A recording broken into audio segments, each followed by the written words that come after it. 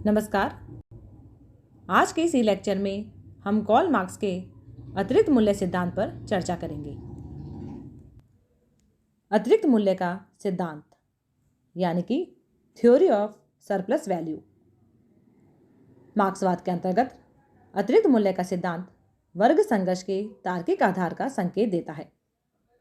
जहां ऐतिहासिक भौतिकवाद का सिद्धांत मार्क्सवाद का समाज वैज्ञानिक आधार प्रस्तुत करता है, वहीं अतिरिक्त मूल्य का सिद्धांत मार्क्सवाद का आर्थिक आधार हमारे सामने रखता है। यह सिद्धांत विशेष रूप से पूंजीवाद के अंतर्गत कामगारों के शोषण की प्रक्रिया को स्पष्ट करता है। कार्ल मार्क्स का अतिरिक्त मूल्य का सिद्धांत वह सिद्धांत है जिसके द्वारा वह यह सिद्ध करने का प्रयास करता है कि पूंजीपति श्रमिकों का शोषण करते हैं। इस सिद्धांत का प्रतिपादन मार्क्स ने अपनी प्रसिद्ध पुस्तक दास कैपिटल में किया है। अतिरिक्त मूल्य का सिद्धांत मूल्य के श्रम सिद्धांत पर आधारित है। मार्क्स अपने अतिरिक्त मूल्य सिद्धांत का प्रतिपादन करते हुए प्रत्येक वस्तु के दो तरह के मूल्य बतलाता है। पहला है उपयोग मूल्य यानी कि यूज वैल्यू। दूसरा है विनिमय मूल्य यानी कि एक्सचेंज वैल्यू। अब हम पहले बात करते हैं उपयोग मूल्य की, यानी कि व्यक्ति के लिए वस्तु की उपयोगिता और आवश्यकता के आधार पर उसका उपयोग मूल्य निर्धारित होता है। जैसे कि प्यासे के लिए पानी का निश्चित रूप से बहुत अधिक उपयोग मूल्य है, जबकि एक अन्य व्यक्ति के लिए जो प्यास का अनुभव नहीं कर रहा है, पानी का कोई उपयोग मूल्य नहीं है। इसी प्रकार दूसरा है विनिमय मूल्य। विनिमय मूल्य का प्रश्न तब उपस्थित होता है जब किसी वस्तु को बाजार में बेचा जाता है। जिस मूल्य पर खरीदार विक्रेता से उस वस्तु को खरीदता है उसे उसका विनिमय मूल्य कहते हैं। जैसे कि यदि 1 टन गेहूं के बदले 2 थान कपड़ा या 1000 रुपये की धनराशि प्राप्त की जाती है तो यह 1 टन गेहूं का विनिमय मूल्य है। मार्क्स के अनुसार अर्थव्यवस्था की विवेचना की दृष्टि से विनिमय मूल्य का ही महत्व है। सभी वस्तुएं बाजार में बेची और खरीदी जाती है। इससे यह स्पष्ट है कि कोई ऐसा सामान्य तत्व अवश्य है जो इन सभी वस्तुओं में विद्यमान रहता है। वह तत्व श्रम ही हो सकता है जो सभी वस्तुओं में न्यूनाधिक मात्रा में विद्यमान है। अतः किसी वस्तु का विनिमय मूल्य मानव श्रम की उस मात्रा से निर्धारित होता है जो किसी विशेष समाज में उसके निर्माण के लिए खर्च किया जाना आवश्यक है। यही मूल्य का श्रम सिद्धांत है। मार्क्स ने अपने मूल्य के श्रम सिद्धांत के आधार पर महत्वपूर्ण निष्कर्ष निकाले हैं। उसका विचार है कि प्रत्येक वस्तु का वास्तविक मूल्य उस पर खर्च किए गए केवल श्रम के अनुसार होता है, किंतु बाजार में यह वस्तु काफ़ी ऊंचे मूल्य पर बेची जाती है और उसके बेचने से प्राप्त होने वाला अतिरिक्त धन पूंजीपति के द्वारा अपने पास रख लिया जाता है। मार्क्स का कहना है कि पूंजीपति द्वारा अपने पास रख लिया गया यह धन ही अतिरिक्त मूल्य है।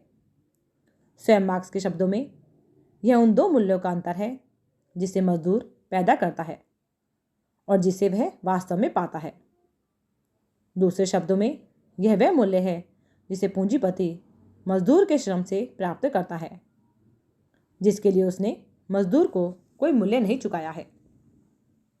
कार्ल मार्क्स का मत था कि यह अतिरिक्त मूल्य वस्तुतः श्रमिकों के श्रम का ही परिणाम होता है। अतः न्याय की मांग है कि वह उसे ही प्राप्त होना चाहिए। क्योंकि श्रमिक लोग वर्तमान उत्पादन व्यवस्था में उत्पादन के साधनों के स्वामी नहीं होते, इसलिए उन्हें उनके श्रम से उत्पन्न यह अतिरिक्त मूल्य प्राप्त नहीं हो पाता तथा वह उन पूंजीपतियों द्वारा हड़प लिया जाता है जो उन साधनों के स्वामी होते हैं। मार्क्स के अनुसार पूंजीपतियों द्वारा इस प्रकार अतिरिक्त मूल्य का हड़प लिया जाना आधुनिक पूंजीवादी व्यवस्था का बड़ा अन्याय है तथा इस अवस्था में श्रमिकों की स्थिति दासों से नाम मात्र के लिए ही अच्छी है। दासों तथा श्रमिकों की स्थिति में यदि कोई अंतर है तो वह यही है कि दास प्रथा में दास व्यक्ति को दासता के कारण उसके उचित पारिश्रमिक से वंचित रखा जाता था और आधुनिक अर्थव्यवस्था में श्रमिक अपनी असहाय दशा से बाध्य होकर पूंजीपति के पास ऐसी शर्त पर नौकरी करने के लिए राजी हो जाता है कि उसे अपने श्रम का उचित पारिश्रमिक नहीं मिलता, क्योंकि श्रमिकों के पास उत्पादन के साधनों को खरीदने की शक्ति नहीं होती। वे बाध्य होकर अपना श्रम पूंजीपतियों को नाम मात्र की कीमत पर बेच देते हैं तथा इस प्रकार उनके श्रम से उत्पन्न अतिरिक्त मूल्य पूंजीपति की जेबों में चला जाता है। मार्क्स के अनुसार पूंजीवाद के अंतर्गत मजदूर वर्ग का शोषण कोरी कल्पना नहीं है, बल्कि ऐसी सच्चाई है जिसे वैज्ञानिक ढंग से प्रमाणित किया जा सकता है। चूंकि यह शोषण पूंजीवाद का स्वाभाविक लक्षण है, इसलिए इसके निराकरण के लिए पूंजीवाद का अंत जरूरी है। अतिरिक्त मूल्य के सिद्धांत की आलोचना। मार्क्स के अतिरिक्त मूल्य सिद्धांत की विभिन्न तर्कों के आधार पर आलोचना की जाती है, जिसमें से पहली है कि श्रम उत्पादन का एकमात्र साधन नहीं है, यानी कि मार्क्स ने आर्थिक व्यवस्था के संबंध में श्रम को ही वस्तु के मूल्य का एकमात्र व अंतिम निर्धारक तत्व माना है और यह प्रतिपादित किया है कि पूंजीपति जिसे लाभ कहते हैं वह श्रम का अतिरिक्त मूल्य ही है। किंतु मार्क्स का यह विचार त्रुटिपूर्ण है, क्योंकि श्रम के अतिरिक्त भूमि, पूंजी, प्रबंध व साहस के द्वारा भी उत्पादन के साधन के रूप में कार्य किया जाता है। अतः लाभ को केवल श्रम का अतिरिक्त मूल्य न कहकर यदि इन सभी साधनों का परिणाम कहा जाए तो अधिक तर्कसंगत व औचित्यपूर्ण होगा। दूसरी आलोचना है कि पूंजीपति द्वारा किए जाने वाले अनेक व्ययों का उल्लेख नहीं, यानी कि आलोचक कहते हैं कि मार्क्स के द्वारा इस बात को ध्यान में नहीं रखा गया है कि वस्तुओं के उत्पादन में पूंजीपति को श्रमिक के अतिरिक्त अन्य अनेक बातों पर धनराशि व्यय करनी होती है। मिल मालिक को कारखानों के सुधार, मशीनों की घिसावट, श्रमिकों को उत्तम जीवन, बेकारी के बीमे, बोनस आदि देने में धनराशि देनी होती है। यह समस्त व्यय मार्क्स के कथित अतिरिक्त मूल्य में से ही होता है। तीसरी जो आलोचना की जाती है वह इसीलिए की जाती है कि इसमें मानसिक श्रम की उपेक्षा हुई है, यानी कि आलोचक कहते हैं कि मार्क्स ने केवल शारीरिक श्रम को ही श्रम माना है और मानसिक श्रम की उपेक्षा की है। वस्तुतः तकनीकी ज्ञान, प्रबंध पटुता और व्यवसाय कुशलता वस्तुओं के निर्माण और तैयार वस्तुओं के लिए उपयुक्त बाजार ढूंढने में महत्वपूर्ण योग देते हैं। उद्योग से प्राप्त होने वाला लाभांश बहुत कुछ सीमा तक इन पर निर्भर करता है। मार्क्स के अतिरिक्त मूल्य सिद्धांत की जो नेक्स्ट आलोचना की जाती है वह यह है कि यह सिद्धांत विरोधाभास युक्त है, यानी कि आलोचक कहते हैं कि मार्क्स के अतिरिक्त मूल्य के सिद्धांत में अनेक विरोधाभास भी देखे जाते हैं। मार्क्स एक और तो कहता है कि पूंजीपति अतिरिक्त मूल्य अथवा लाभ के लिए नई मशीनें लगाता है, किंतु दूसरी ओर वह यह भी कहता है कि मशीनों, कच्चे माल आदि से कोई अतिरिक्त मूल्य प्राप्त नहीं होता। अतिरिक्त मूल्य केवल श्रमिकों से ही मिलता है। मार्क्स के ये दोनों ही विचार परस्पर विरोधी हैं।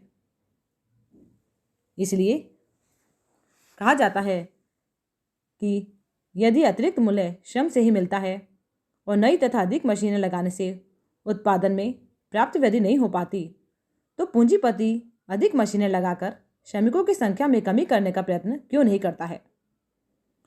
मार्क्स का यह कथन भी ठीक नहीं है कि अतिरिक्त मूल्य से स्वतः नई पूंजी बनती चली जाती है।